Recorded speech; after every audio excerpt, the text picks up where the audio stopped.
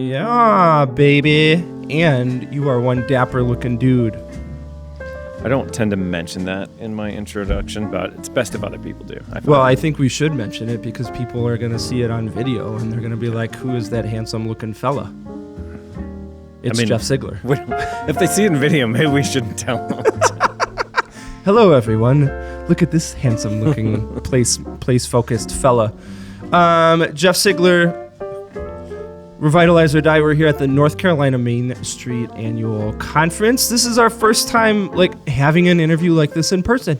It is. It is. It's pretty wild. We've been friends now for a number of years, and this is only our second time ever meeting in person. Our first time sitting down for an interview. So I know it's kind of cool to get to run into each other at these things. I won't bore people with the entire story, but Storyville exists because you exist. Oh, you were really the open door to me, and I think this is so true with so many people that follow your work. Is we look around our communities, and we're seeing things, and we know that certain things could be better, but we also want to talk about those things in a meaningful way rather than just say, boo, you suck, or this place sucks. We want to be able to have a conversation about how our places can be better, but talk about it in a proactive way.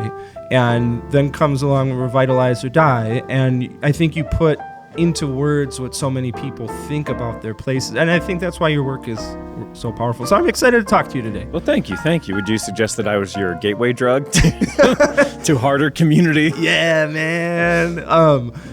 How did you first give me the little short story if folks are watching this, listening to this, and they don't know where you came from? How'd you end up as Revitalize or Die here in North Carolina? Sure. The short story. So I studied urban planning in graduate school. It's a longer story how that became an interest, but it did. And I worked for a developer while I was in graduate school, and really saw firsthand how we would renovate old buildings and the neighborhood would start to change. It was fascinating to see how people would adapt. They were the same people, but they started to adapt to, cleaned up buildings and cleaned up blocks. And so that was fascinating. Revitalization then really became my biggest interest. After school, I took a job in Ohio. I was a Main Street manager for 2 years. Then I ran the Ohio Main Street program for about 10 years and was kind of ready to move on from that. So when I relocated to Pittsburgh, through circumstance, I went out on my own and read a book that time that was like, if you're going to be a small firm, you better be bold. You can't play it safe. You're going to have to say things differently. You're going to have to be a little bit brash. So that was my take. And while I was in, running, it was a statewide nonprofit, which we were housed in at the Ohio Main Street program. And you had to be, you had to say things a certain way. You couldn't tick anybody off. And I felt once that was over that, when I was out on my own, it's like, I'm tired of some of this stuff. I'm tired of not being able to say some of these things. I think that there's a lot of damage being, a lot of damage that continues to take place in these communities because people are all being a little too polite to call it out. Yeah. And I was no longer in that position where I was sort of confined to try to be political. And so I just started speaking my mind on these issues and just started writing a lot. And that led to this. And it's been a really wild journey. One of the really core ideas to the things that you talk about in your social media posts, and folks, if you're not following Revitalize or Die, you need to, because it's really shareable. It's not like my posts tend to be very long and wordy, but yours are short and punchy, and they're going to reach communities, and you can say things that maybe they can't say, but they can share. But one of the really core ideas to the work that you do is this idea of civic apathy. What is civic apathy, and why do you think that it is really central to any community that is struggling? Yeah, absolutely. So what I found in the Ohio, my work as the state coordinator is I kept going back to these communities, and you'd end up in the same places. And some places were really hard to visit. Some places wore you down. And those places you go back to every year, and nothing would ever change. And it's like, well, do the grant. You need, the grant will fix it, the plan will fix it, this thing will fix it, that thing will fix it. And you're like, oh, I got him this time. This time they know what's up. This time I solved it. And you go back next year and you're like, oh no, no, it's still this way. Yeah. And it forced me to, it's sort of like if nobody wants to buy what you're selling, at some point you have to stop blaming the customer and look at yourself. And I realized like, oh, we were trying to solve the wrong problem. It finally dawned on me, like, we've got more of an emotional issue. These people are bummed out. I mean, not bummed out, such a word that is not strong enough. Like, they were apathetic about their communities. And what I realized is that they should have been. I mean, it would be hard not to be, and I think a lot about that when you are in a sphere of community-minded people, which we are, in this work, everybody that's going to be at this conference is community-minded, and they think everybody should be, but they're not. Everybody is not that way, and we have to stop hoping that everybody thinks the same way we do. Not many people look at a rundown block or a rundown building and see this jewel, and see this sort of opportunity. It's the few of us that do. So we need to start thinking more about your typical person that is probably pretty apathetic about their community. Again, because it makes a lot of sense to be when you've got rundown buildings, when you've got empty storefronts, when you've got community infighting, when you have all just national chains and you do your shopping at Dollar General, and all those things add up to not caring very much, because it's really hard to care about those things. And so we place a little too much blame on the individual for not caring, when we should think about, it shouldn't be so hard for them to care. They shouldn't have to, be superhuman community-minded individuals to love their town. That's not on them. Yeah. Can you move that microphone just like an inch to your right? Yeah. Perfect. I love what you're saying there, because sometimes you hear from leadership in the leadership circles of communities like, well, those lazy citizens, they don't care like they should. They should care like we do. And what you said right there was, in a lot of cases, they have reasons to be apathetic. Like, they are taught by their places, indirectly or directly, by how it looks and how people treat each other and how they are treated, and communication, like all of these things. Like, it's not like they woke up one day and said, I want to hate my community. I want to hate where I live. Like, they have garnered an experience that have taught them that this is a place that I should not like, that I should be apathetic about, that is hopeless. And I'm sure you're the same way. When I work with communities, I try to point them to that, is like, you are the community leaders, you're the community champions. And if you're, the message you're sending to your citizens is, you guys should care about this place more, you lazy folks. Their experience is not your experience. Right. That's such the wrong direction to take. And I get it. Because we assume everybody should feel the same way we do, but that's not the way to go with this. And it strikes me, I was in East Texas back in November, and a woman said, man, if we could just change the culture here, then we could clean things up. And it's like, whoa, I got some news for you. That's not the way this is going to work. And the town was in rough shape. I mean, really, really rough shape. And it's like, why are you expecting people to care about this thing that hasn't been cared for years and waiting for that? Like, that is just not the way people work. If somebody, I always think of this story. My sister, works professor in upstate New York, and the students at one point trashed maybe it was called the president's room or something, but they trashed it, and there was a conversation like, oh, we need to put this back together. And it was like, well, let's put in a bunch of cheap stuff in here. And then that way, if they trash it again, it won't matter. And it's the provost or the president said, no, we're going to put it back twice as nice as before. That way they'll respect it. And I think that is key to the human psyche. Like, nice things are nice, and we take care of nice things because it makes us feel good. People don't want to tear up nice things, but it's not a big deal to tear up crummy, crusty things, and so you can't, it's unnatural for somebody to care about a community that's run down. That takes, again, that's an odd, not everybody looks at an old rusty truck and says, oh, I can't wait to fix that up. It's the rare person that sees that. So asking citizens, residents to see this thing that's just been run down and neglected for years and appreciate it isn't the way to go. That's not how you do it, because we adapt to our surroundings. So when it's nice, I mean, I'll take it this way. Like, you take somebody and take them from a community that is very run down, that hasn't been maintained. They're going to be apathetic. They're not going to care. Move them to a community that's been beautifully maintained. They'll be proud of their town. that person didn't change whatsoever. The exact same person is going to be proud of where they're living and are going to have a very different relationship because of how they feel. Yeah, Malcolm Gladwell just wrote it's a follow-up to his original book, The Tipping Point, called The Tipping Point Revisited, and it's really fascinating because here is somebody that is not in the place world, placemaking. Like, you talk to him about public art and you'd be like, I don't know necessarily what that is, but the entire thing is about how when you take someone and you put them into a different context, they become a different person. And I think that's a really powerful connection to what you're just saying, is like, when we change our place, we change our people.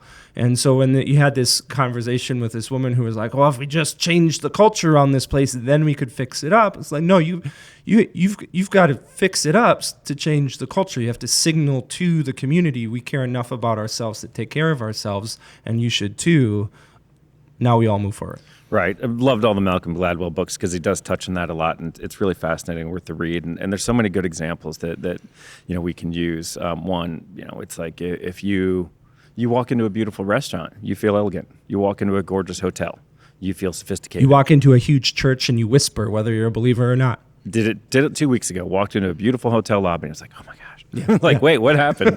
But design always tells us what to do, and we're not always aware of it. So the same as, if you took somebody from a sprawling suburb and said, oh, why don't we walk more here? Like, that's the wrong question. Like, you've designed a place where it's nearly impossible to walk. Take that same person and move them to Manhattan. They're going to walk all the time. Exact same person, radically different behavior. That's how design affects us. I mean, we see it. It's in street design too. Speed limit signs don't tell us how fast to drive. The width of the roadway and those things really dictate it. So design is constantly influencing all our decisions, whether we know it or not.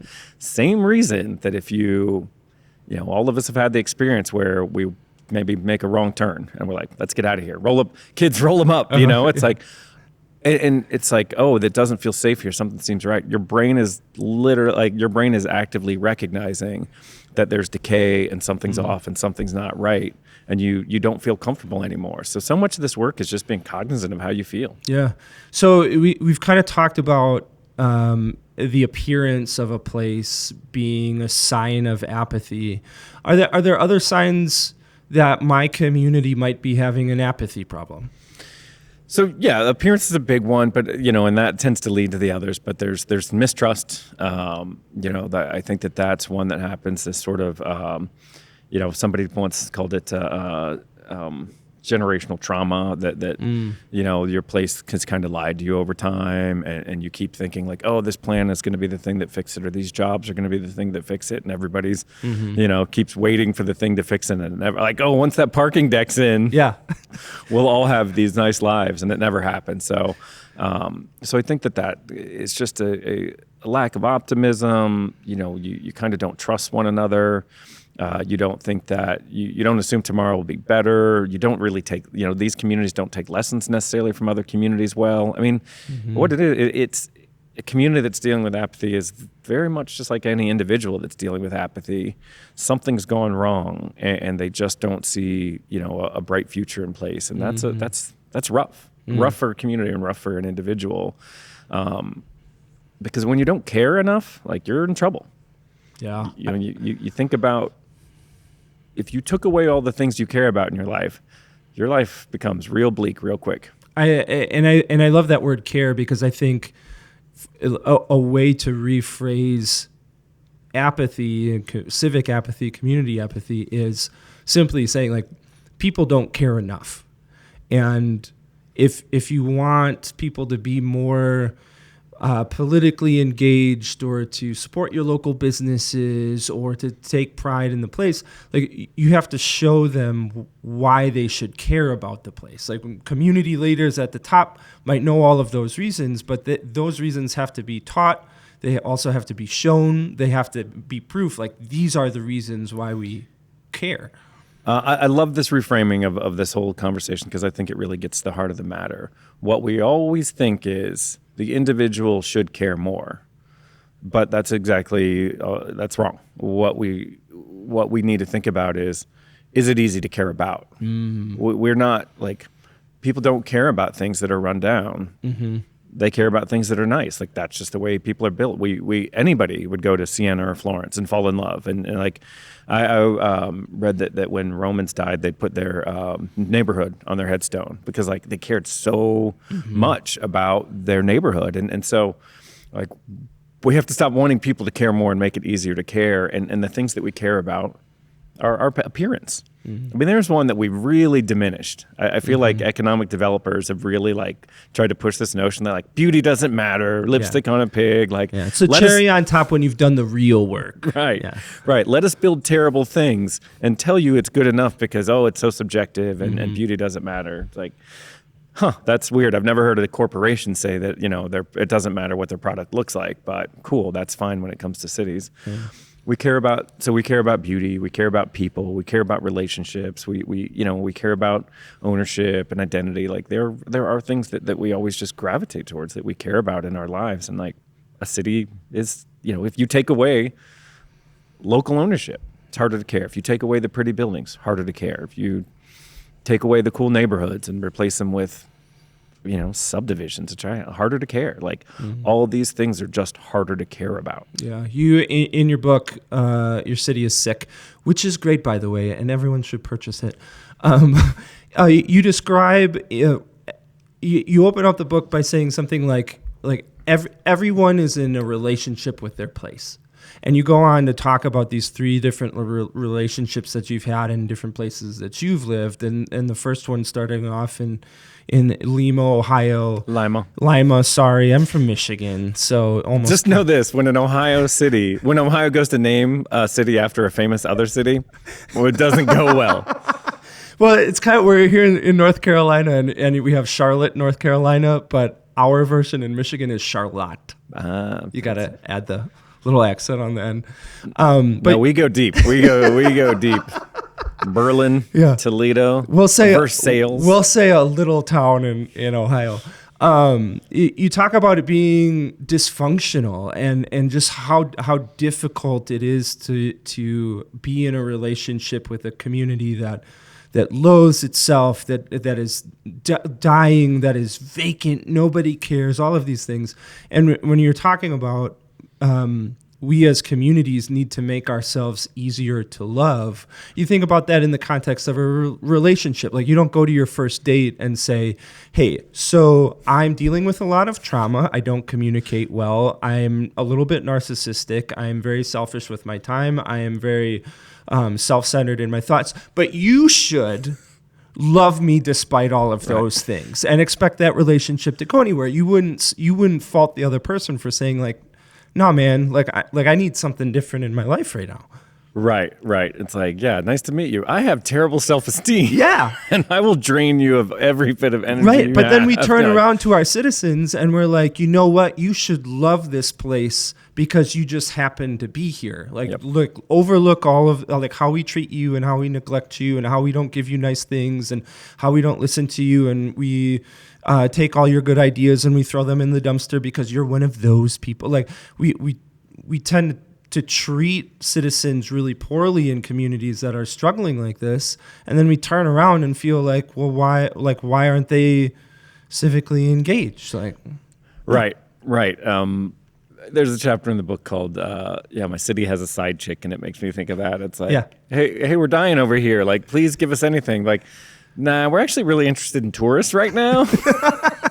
We actually have somebody better, but you should still care about us. Right. Yeah. They don't live here. But they're pretty hot, and I don't know, you're kind of tired. And then we do it, at the economic development level too. It's like, hey, I'd love to start a business here. Like, ooh, yeah, that's nice for you. But guess what? Dollar General's interested in coming to town. Yes.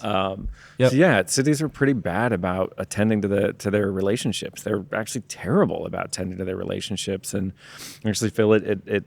I tell the story all the time about your pitch when you went to Riverfront. Riverfront Saginaw. Yep. Yeah, if you don't mind, I mean, I think it's a case in point example. So before I got started working with communities, I was working primarily with small businesses, and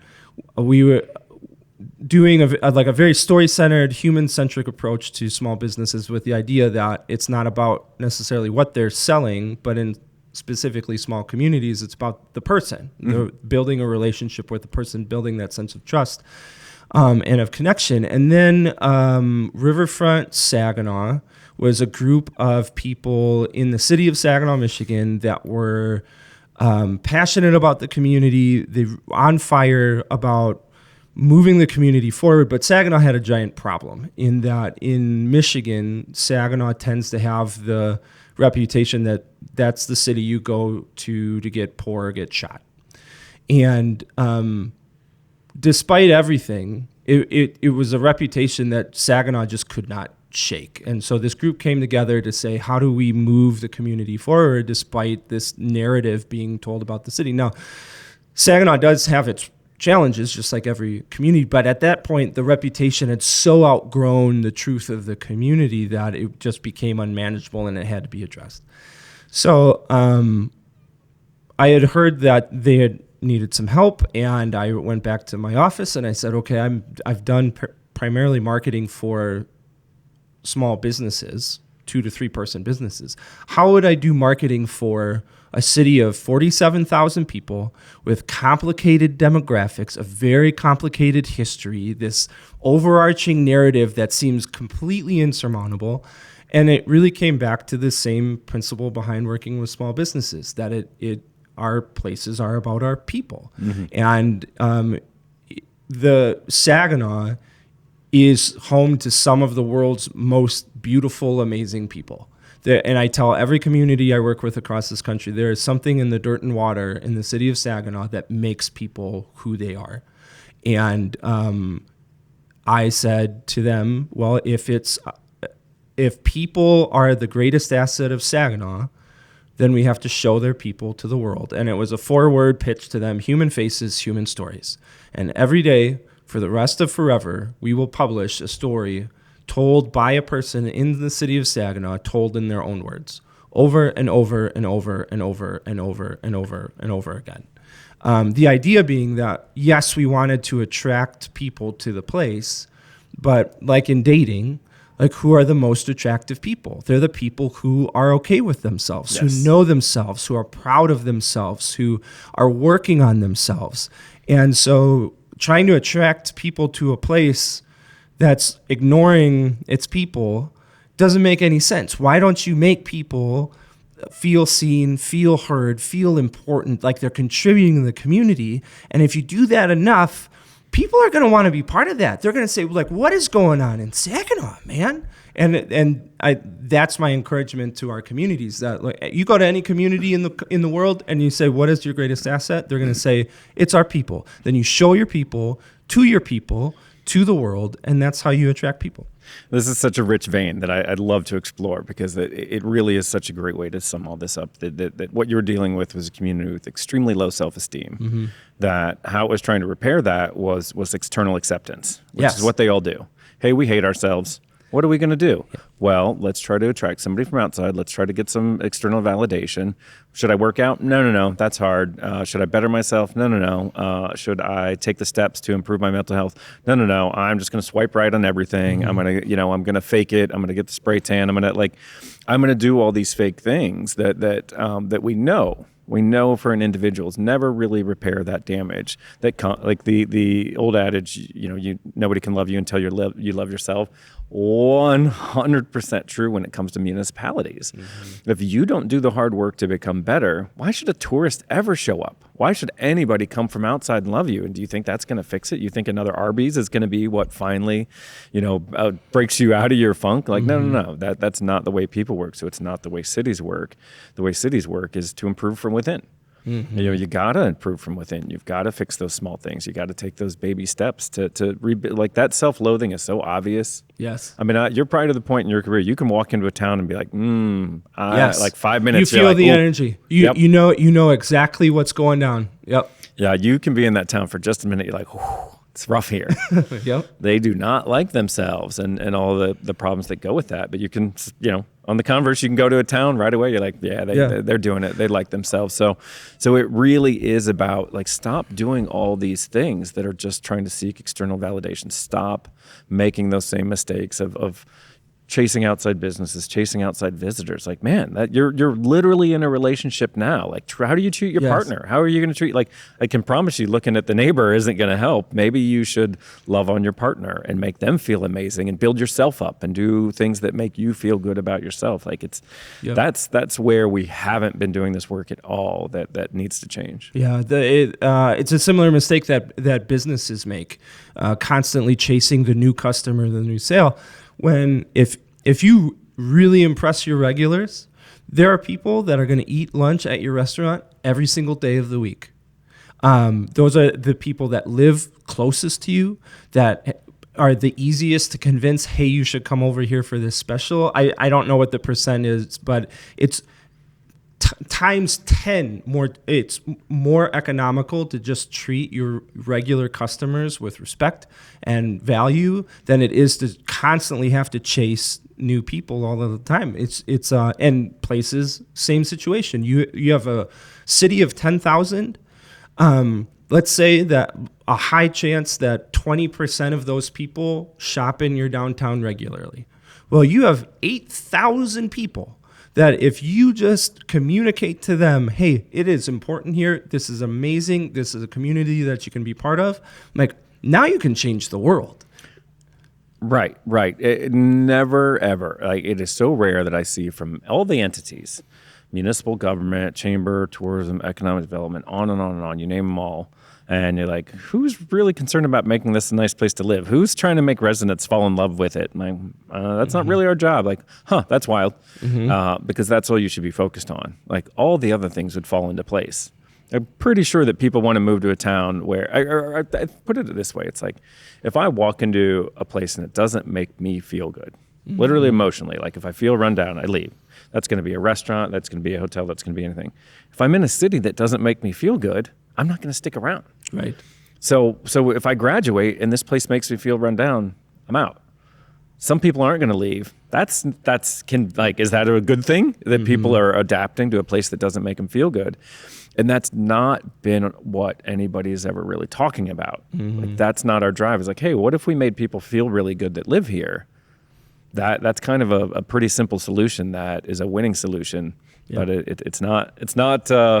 That's not much advice that's being given right now. Yeah, the attraction part of attraction and retention tends to be that focus, or whether it's tourism or whether it's just getting new bodies in some kind of capacity. But to your point, they have to have a reason to stay around. Otherwise, you're going to constantly be chasing the people. Well, they're here for a year, they're here for 3 years, they grow up here, but everybody leaves right away. Now you're running around trying to grasp these invisible people, when if you just nurture what you have, not even growth aside, it's a considerably higher quality of life for the people involved. Now their world changes because their community says, hey, what do you want to see? What do you need to see? What do we have to do better as a community to make you feel supported, to make you feel included, to make your life better? And now their world changes because their community changes and says, hey, you are important to us. Right. I mean, if all of a sudden the community became,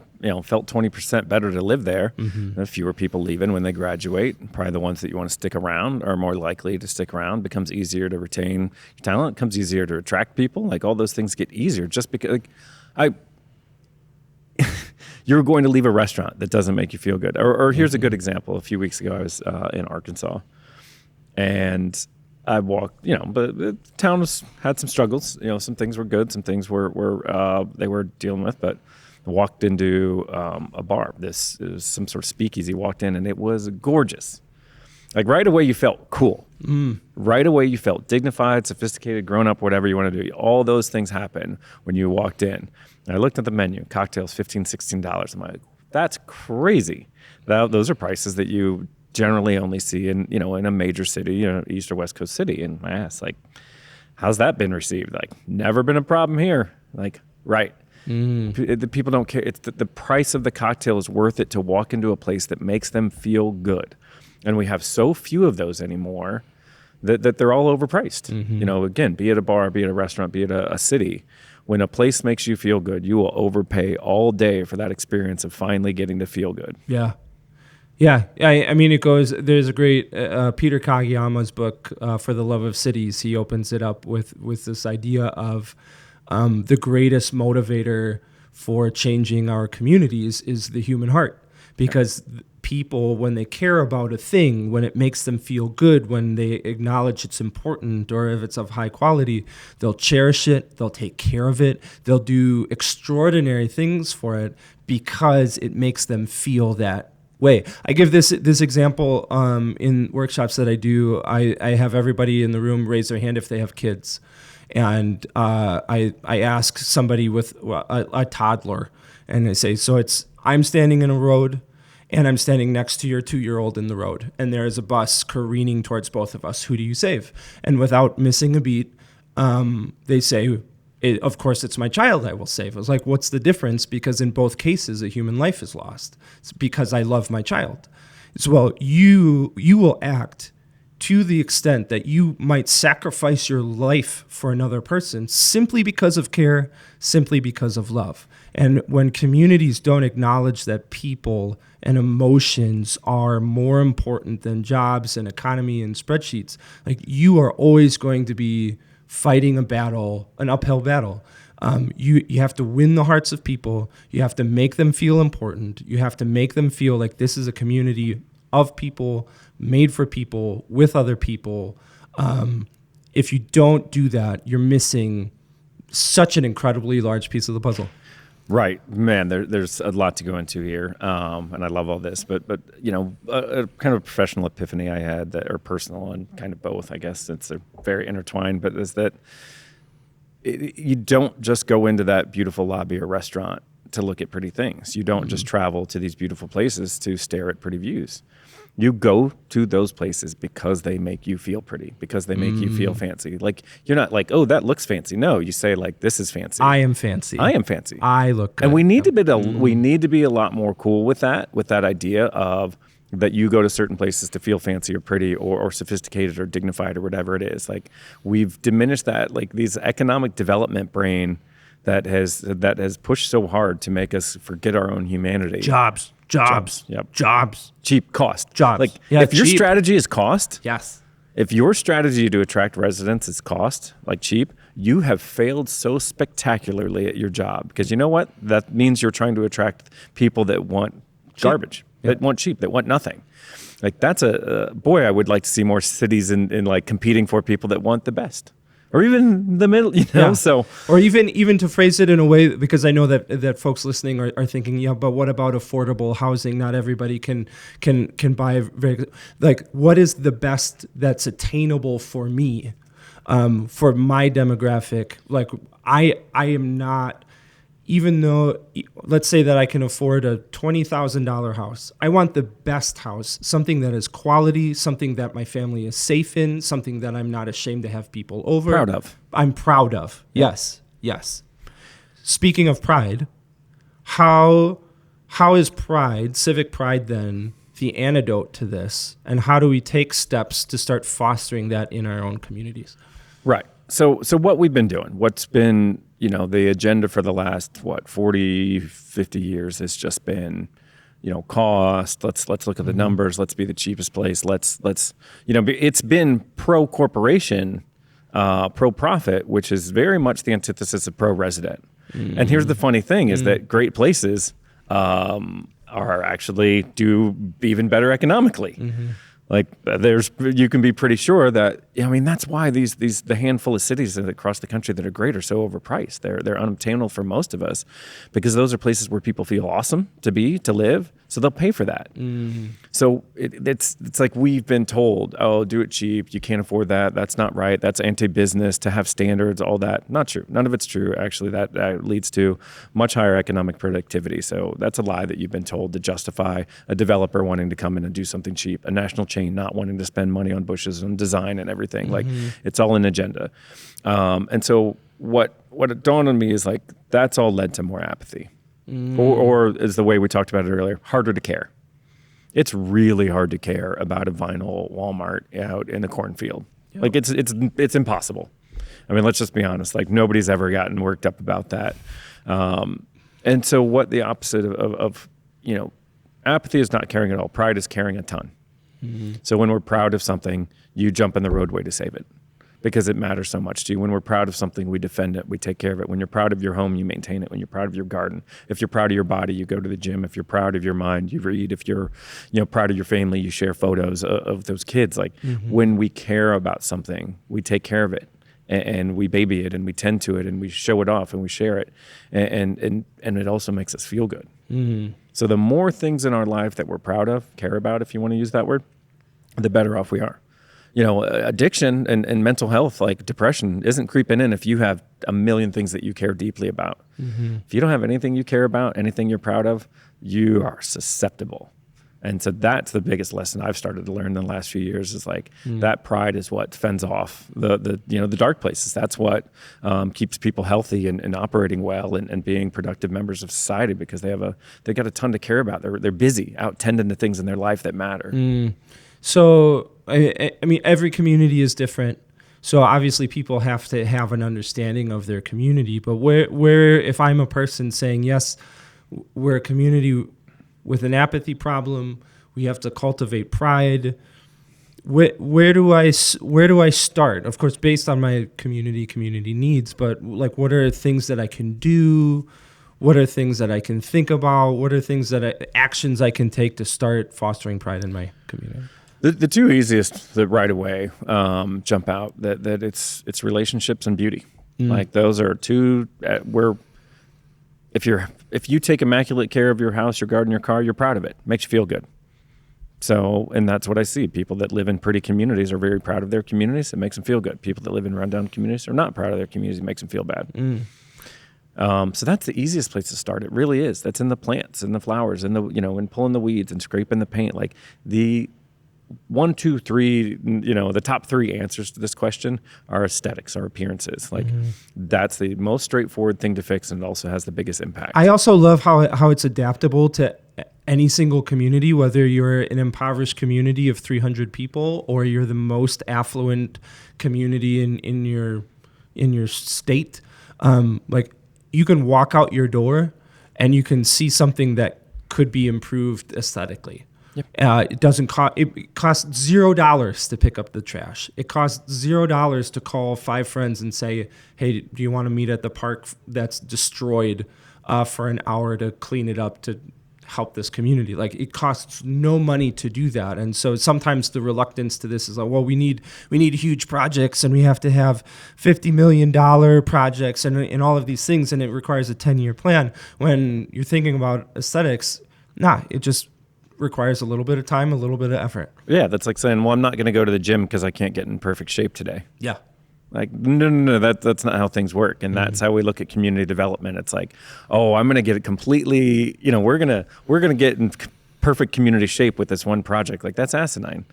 There's no facet of our lives where it gets better immediately. Like everything just takes Atomic Habits, a book that you lent me, that it's like, yeah, you've got to pick up the trash every day. You've got to scrape the paint every day. You got to go to the gym every day or read every day. Like you got to do these things forever because it's never done. We're all in a continuum.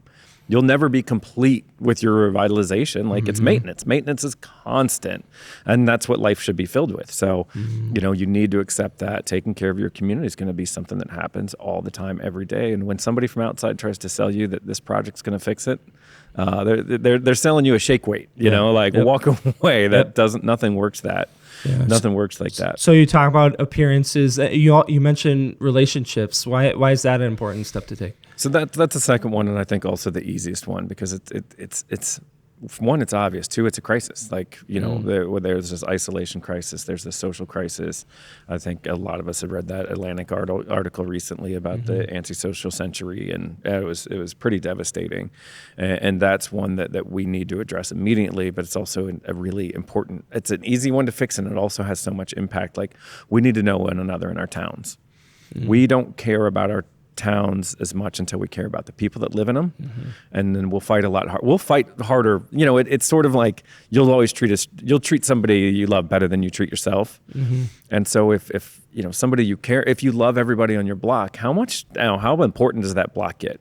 How much more likely are you show up to city council to say, hey, this needs to change? Like, we need those friends, we need those relationships. It puts roots in the community. Housing values go up when we love where we live.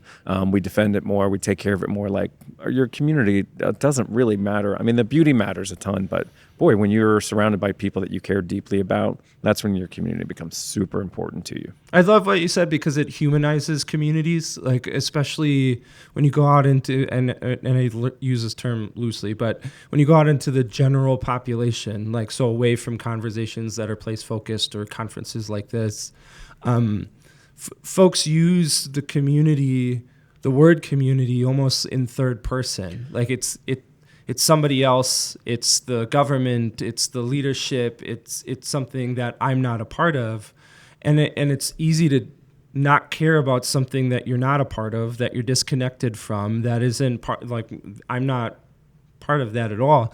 But when you talk about it in terms of communities are people, and you're taking care of people, do you want to be the person that doesn't care about other people? No, because you understand that if I take care of you, you take care of me, and that makes me feel good. It makes you feel good. We get the nice things that we want. It makes work easier. I feel acknowledged. I have relationships that contribute to my quality of life. Like, it's a win-win-win across the board when we think about communities as people. Yeah, think of it as friends. Like, which one of us doesn't benefit from having more friends? Who doesn't want more friends?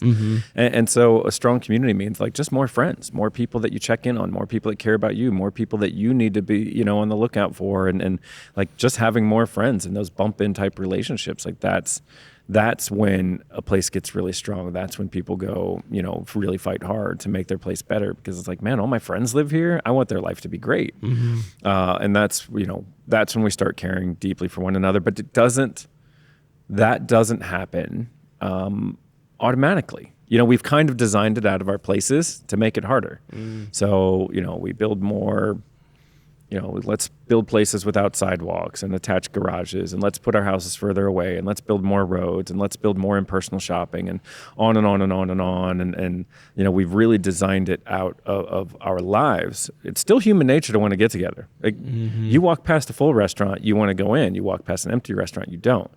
What you're saying is like, oh, that place is full of people. I like those. I want to be around friends. Yeah, in the COVID times, the restaurants shut down, or there's capacity limitations, and so it suddenly dawned on America, oh, we can eat outside. And I remember walking down the street. It was the first week of closed streets, and businesses are scrambling to get outdoor seating, literally like card tables in church basement, folding chairs out on the street.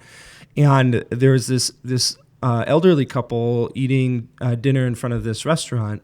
And as I'm walking by, the wife leans to the husband and she goes, isn't this just so cool? and you look down the street and like, well, why is it so cool? Like, sure, eating outside is cool. But what it does is it took all of those people that were hidden in those windows, that were hidden behind those doors, and it put them out on the street, and you're looking around and you're like, oh, this place is full of people. And inside your brain, that just triggers so many things differently. Yep. It says, oh, there are people here, and look at them laughing and having fun, and I want to be part of this too, because I want to laugh and have fun, and they're eating good food, and this is an experience, and this is a community. It's a visible representation of a community, and I just love that so much. Yes, it helped restaurants, but I think at the community level, it showed everyone, no, this is the community that we are. Look at all of these people. Yeah, I mean, people want to be around people. It is the human experience. In essence, you can't fully realize the human experience unless you are around other people. And so that, I mean, it's fun this time of year. Like the first time we're seeing warm weather and you get back outside and you're like, Yes. oh, people, like this is great. This is so, or you grab, it's more fun. Like it's more fun to go out to eat because you're around people. It's more fun to go to a bar or boy, when you stumble upon the public plaza or the outdoor seating, like every time it's more fun because it makes you feel more human. It makes you experience joy.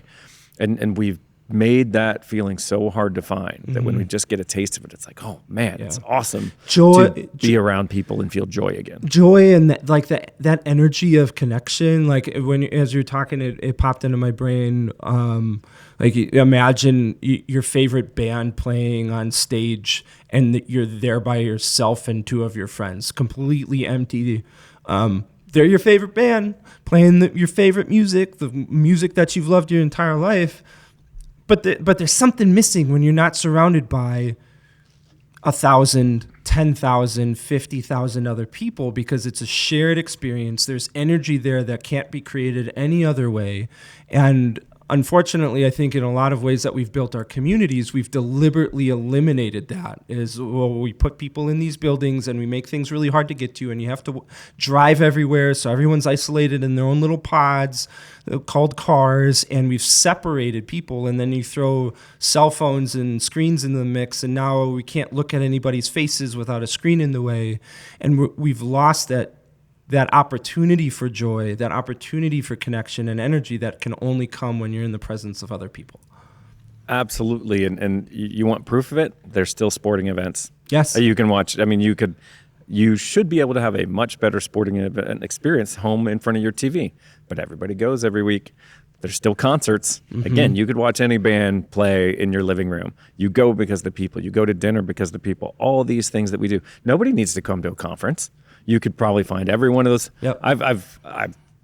You could record, it's funny. It's a funny thing, and I'm going to end my career here, but it's like, I could send a video of one of my talks to anybody and would never have a job again. But like, don't worry about hiring me. Just watch this YouTube link. Right. You nobody put it up does on that. Screen. Yeah. Nobody. It would. You could do a conference entirely that way, but nobody would ever attend because we want to be around other people. Like we are desperate to be around them, and if you just give that, if you provide places where people can go and feel good so that they gather and more people show up, you've solved something pretty incredible in your community. I think what all of this is saying, apathy and pride and design and all of those things, is that we whether you're in a community that is thriving and you're trying to figure out how to make it thrive more, or a community that's struggling and trying to figure out how to get out of the rut, is you have to think about people first, and then let those answers that you find in that process dictate your actions. When you are like, well, we just need more jobs, or we just need more buildings, or we just need more urban planning, or we just need more, like you might, but you also might need people to pick up the trash on the sidewalk. And like, that's the issue, because people are walking out of their houses seeing litter everywhere. And meanwhile, you spent 10 years of your effort and your investment looking for that silver bullet project, when all 90% of your population wanted was the streets to be a little bit cleaner. Yeah. That's the ultimate great news about this conversation, about this sort of way of thinking, is that you're all experts. Everybody's an expert. Yes. If you're a human experiencing human emotion, you're an expert in city planning, you're an expert in economic development, you're an expert in tourism. Those people that keep trying to force their acronyms on us and that are trying to tell us that they know better, they're literally trying to get us to deny our own human nature and force us to think that they know better, and they don't. And I don't want to insult any individual. Like, these are just industries that have picked up momentum, and the vast majority of people that work in them are lovely, but we need to be able to stop and look at some of those industries and say, is it doing its job? Have we tried hard enough? Is it just going to be another push? Like, no. Like, those industries tend to want to deny our human nature. But we don't need an expert to tell us, like, I don't know, this place doesn't feel good, so I don't want to go there. Like Dollar General, like, yeah, it's an investment, but if it makes you feel crappy for being inside, if it makes you sad when you drive past, like, maybe don't do it. Maybe let's not foster that type of investment. If it's literally like you're spending money, you're building infrastructure to make your community worse. Like, don't do that. I want to ask you this because I think it's important to talk about. So sometimes, like, some folks will characterize your message and your tone as being harsh. Like right now, you're I don't want to say you're coming for industries, but we're talking about apathy and like what communities are doing wrong, and like urban planning, how that can go wrong, or tourism, how that can go wrong. Why do you feel that saying these tough love things is important to say out loud in public to these communities? Because the cost of not saying anything, the cost of being polite, and again, I'm not trying to pick on one individual, but I mean, the vast majority of chambers of commerce have had the same mission for 120 years or something. Like, hey, that doesn't make all the people involved wrong. But as an entity, look and see if your work is still relevant. Look and see if you can't do better. Look, like, change is okay. And so, it's more so that I'm looking at the cost of not doing anything, the cost of not saying anything. If we're all polite, if we're never going to say anything about lowering standards, guess what? We all lose. We all suffer. If we just keep letting things recede because we're all too afraid to speak up, then everybody's life is worth. And the cost is, I live like a bunch of people I care about now live in a place that drags their life down, or the next kid that's born in this town is just going to have a terrible trajectory because we're all afraid of saying something. We're all afraid of tipping over the apple cart because the one I see all the time. It's like, well, she inherited that building and she's kind of getting old and she can't take care of it. So, I don't want to hurt her feelings. Like, I don't care. Like, that's not okay. That's whatever reason that it doesn't necessarily matter. Standards are standards. And we need to apply laws and standards across the board. We need to do better across the board so that everybody's lives can improve. But when we are afraid, if we keep letting the bottom drop, if we keep letting the floor get lower and lower so that we don't ever offend anybody, hurt everybody's feelings, what we're doing is punishing everybody instead of maybe making a few people uncomfortable. And I think that's a pretty fair trade-off. When I left teaching, I started working for my brother building guitars, and the shop is full of all of these power tools that I had never used before. I mean, the most construction building handcrafted thing I had ever made at that point was like a popsicle stick log cabin with my art class. And so when I started working for him, the first couple weeks were dedicated to teaching me how to use a circular saw. How do you use the table saw? How do you use this bandsaw? So at every tool, my brother would go, this is how you do it. This is what not to do. Sorry, my vulgarity is like, this is what you should do, and this is how it'll fuck you up. Because, like, to your point, the cost is too high not knowing. Right. Because, yeah, sure, I know what I should do, the good things about what I should do, but if I don't know that if I put my hand on this side of the saw instead of the other one, that's what's going to make me lose my hand, or worse, I'm going to get sucked into that table saw because while I thought I was doing everything right, I didn't know I was doing something wrong, and that had to be pointed out to me by saying, "Do not do that because this could happen." And so it sounds like you're saying when we the rose-colored glasses of, oh, this is so great, or negativity, criticism is only issued by ignorant trolls who don't know any better. What we're doing is we're ignoring possibly really, really significant issues in our community that, like you said about standards, they only get worse as time goes on. They don't magically turn around and get better. Every generation that goes by, downtown becomes more vacant, it becomes more dirty, and now that's a really, really deep hole to try to dig yourself out of. Absolutely. It gets worse and worse. First off, I didn't know we were allowed to swear. I've been biting my tongue this whole time. I'm probably going to have to beep that out. So, yeah. A great example of this sort of thing. I love that we're on this topic because it matters. It matters so much. I was in a community and I was talking about, taking care of buildings, and that this community had just put like $11 million into a streetscape. So the public sector was throwing a ton of money at these downtown property owners. And I said, well, now it's time you enforce your building codes because this is a disaster. Like, I can't believe that. Everybody's fine. with throwing public money, but God forbid you tell somebody what to do. And it's like, that's a crazy way. I would never parent that way. I would never, we would never do anything else that way. Like rules we incentivize and we punish. And so this guy's like, how dare you tell me what to do? It's America. I thought I was free. Literally said it. It was like literally said that, like, oh my God. And I said, well, that's cool. You are free to live in squalor. You're absolutely free to live in squalor, but I don't know why you'd want to. I don't know why you'd want to raise your kids here. I don't understand why you'd want your community to be that way, but it is your choice. And that conversation didn't get much better after that, but it's true. Like you're free to not say anything. You're free to let the standards go. You're free to not enforce property, but I don't know why you'd want to. And it doesn't seem like that's going to be the best thing for you. Like a race to the bottom isn't really what we should be trying to achieve. Standards only matter. And again, and people are drawn to high standards too. So let's put the converse out there. Like, yeah, maybe it's not fun to somebody, sometimes to have to tell a board member you're not holding up your end or to punish your kid or to fire an employer, whatever it is. But do you get better without doing that? Do you ever, and we understand that we hire law enforcement in all our cities to enforce the standard. That's fine. If somebody is speeding or stabbing or whatever, like that's not okay. And we enforce that. So we are drawn to high standards. Beautiful places with rigorous codes attract more investment. They attract more residents. They attract more tourists. Harvard, pretty hard to get into. They're going to have more applicants this year than what they can accept.